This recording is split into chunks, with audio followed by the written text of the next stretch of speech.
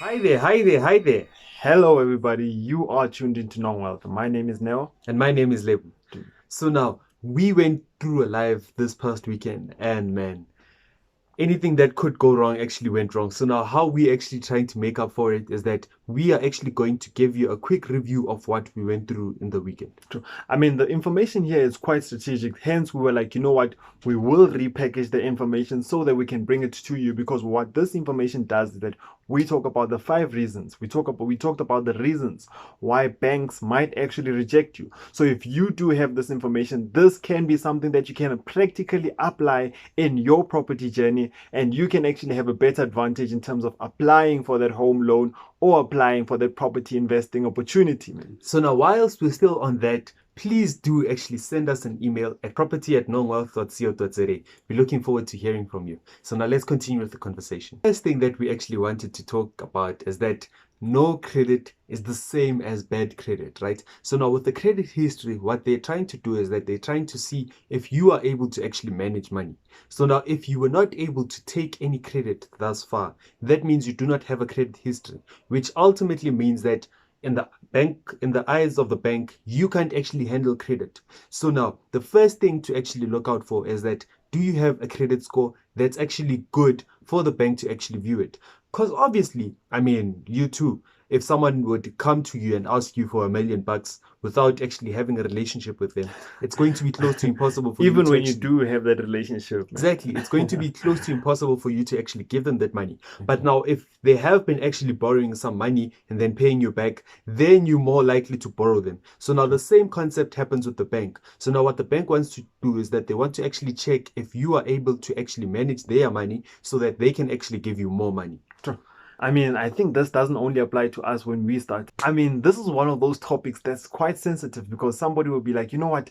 I don't want to talk about credit. Credit is just one of those things that I don't want to touch. When I have a loan, I want to squash as soon as possible. And then Lebu comes along. When Lebu comes along, he speaks about credit as this tool, man. He speaks about credit as being an investment tool, that being one of the best things after sliced bread. If I am not applying for credit, how is this going to actually affect me in terms of when I'm going to start applying for my property? Because now if I'm not thinking about that, and I'm like running away from all sorts of credit, and then when time comes and I'm like, you know what, I've invested in myself, I've actually attended a course, I've got 80 books, and now I'm ready to actually start investing. And then comes this point whereby I go to the bank and I'm like, guys, you know what? I don't have debt. I'm debt free. I think this is one of the conversations that always come about. I'm debt free. How about you give me a loan? So now that we have talked about no credit is bad credit, we're not saying that go for credit, go spend on everything. Think about credit as an investment tool. And whatever that you invest in, you should be thinking about ROI. I think we packaged it correctly because last thing that we want in the comment section is that, hey guys, I bought this, I bought this, I bought this, all these liabilities. You guys said that this is no credit is good. It's actually good. So now in that point, when we're looking at credit as an investment opportunity or as an investment tool, you will go right. Yes. So now that's the disclaimer that I actually wanted to pull out, right? Yeah. Make sure that when you do use credit, you're only using it for investment purposes. Nothing less, nothing more. So now, Neo, tell us what is the second point that you wanted to point out? I mean, this is quite interesting because we've been receiving people coming through to us and then they're like, Chance, you know what? I don't know where to start in terms of applying for that home loan. Most of the time, people come through to us and they're like, Chance, you know what? I want to apply for this property investment opportunity. However, which is the better way? Applying it via business or applying it on a personal capacity? So that's one of the key questions. I'm sure even you have thought about that. I have that feeling that you have thought about that.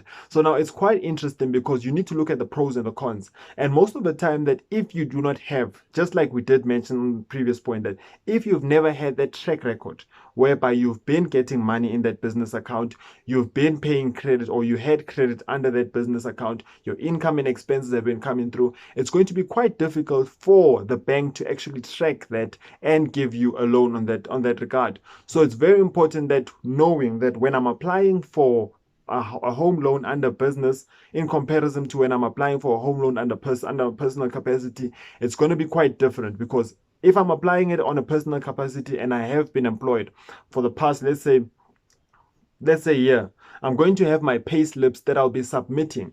I'm going to also produce a statement that shows my income and expenses, whereby affordability will actually be looked at.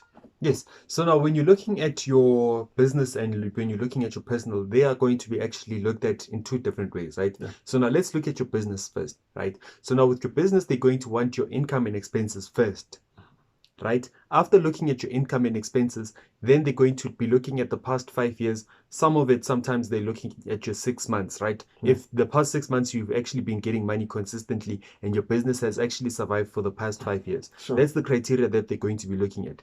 And now on your personal, they're going to be looking at your affordability.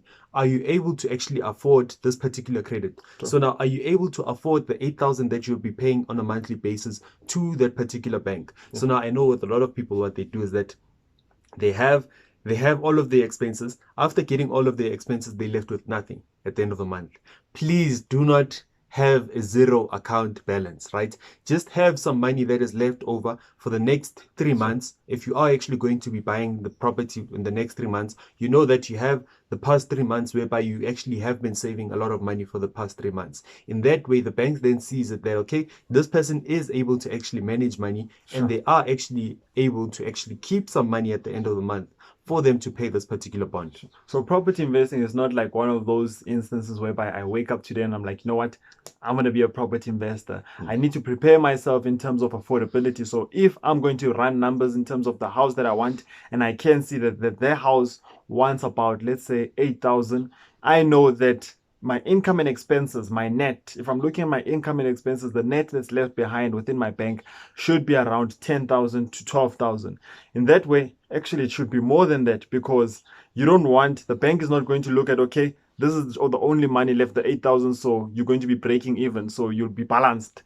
You'll be left with zero. The bank won't look at it in that way, because you also become more of a risk, a higher risk. So there's so many factors that actually come into when a bank looks at like giving you that home loan, even in comparison to the business. So you need to take all of these things into consideration. So when you apply, you know that you're applying on a good note. So now the last one that we're actually going to be talking about is that it's not me, it's you. It's you. Yeah, I'm So sure now- you've heard. I'm sure you've heard that. I'm sure. If you haven't heard that, you're probably the one who's saying that. If you have had it, please put it down on comments. Say if it's not me, it's you. So now when you're looking at if it's not me, it's you, you're looking at the bank. So now what the bank does is that when you actually go apply for credit, they actually go to that particular property. After going to that property, they evaluate it. So now depending on the value and how much you actually offered to that particular person, then the bank will say that, okay, this is a good investment, let's give this person the funding. So now say for instance, you are looking at this particular house. It's a house in the township, beautiful, right? 7 bedrooms, 1 big house, right? But now the problem is that they do not have an approved plan. So now what does that mean? Not having an approved plan means that the municipality is not aware that there are back rooms, right? So now what does this mean for you? It means that the municipal still looks at this particular property as a property that's valued at, say for instance, 144,000. So now you actually have an offer of 700,000. The bank will actually go back to the municipal and ask, what is the value of this particular property? Then the municipal will actually tell the bank. So now in that way, the bank will say that this property is overvalued, so now we will not actually fund this particular person. So now trust me, it's not, the problem was not with you in this particular instance. The problem was the particular property. So now the bank doesn't have anything personal against you. Sure. I mean, looking at it from that perspective, you shouldn't take it personal. You shouldn't take it personal, because the bank is also a business. So what they are looking at it from is that we are taking a leap of faith. It's more of a risk, because now last thing that you want is that you taking a high risk whereby the area, the comps around the houses around that area are going at 100,000, only to find out that particular house is way above. It's way above. So now the question will be, it's more of a risk, because the bank will look at, okay, the houses that are around there are so much. However, looking at this one, it's not even, it's times 7. So that's why whereby you want a situation whereby the comps are relative to that house, even though it does have those nice finishing edges.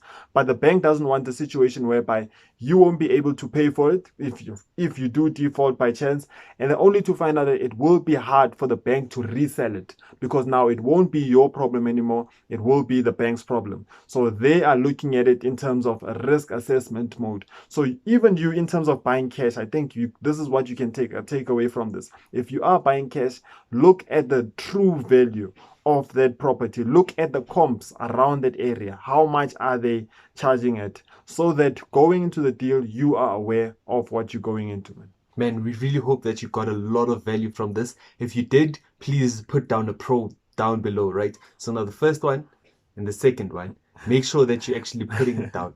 Make sure that you've liked, make sure that you've subscribed, and we'll see you next week. Sure. And for all of those people who actually attended the live, thank you so much for the support. We will be hosting another live end of this month, and the topic will be quite interesting. I mean, through lives, this is where you can ask us questions. So we're looking forward to it and hope that we will see you there if you did not attend the previous one. Hey, if you are actually having a problem with property investing, please do send us an email at property@nongwealth.co.za. Let's have a conversation, man. Nongwealth Signing out.